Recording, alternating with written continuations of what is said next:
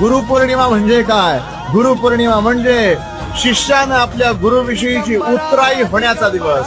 गुरुपौर्णिमा म्हणजे काय? गुरु आणि शिष्यामध्ये असलेला प्रेम व्यक्त करण्याचा दिवस.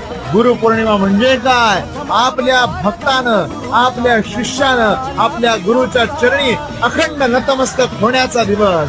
गुरुपौर्णिमा म्हणजे सार्वभौम असलेल्या गुरुच्या पदरामध्ये लोटांगण घालून त्याला तू मला कधी सोडू नकोस हे आवर्जून सांगून प्रेम व्यक्त करण्याचा दिवस. मित्रांनो आणि विशेषतः भक्तगणांनो, लक्षात ठेवा, साक्षात सदाशिवानं, साक्षात नारायणानं सुरू केलेली ही गुरुपरंपरा आणि ह्या गुरुपरंपरेनुसार चालणारे आपण सर्व आपल्या गुरुच्या चरणी लीन व्हा. गुरुपौर्णिमा आनंदानं, उत्साहानं, चैतन्यानं साजरी करा. आपल्या गुरुच्या चरणी नतमस्तक व्हा.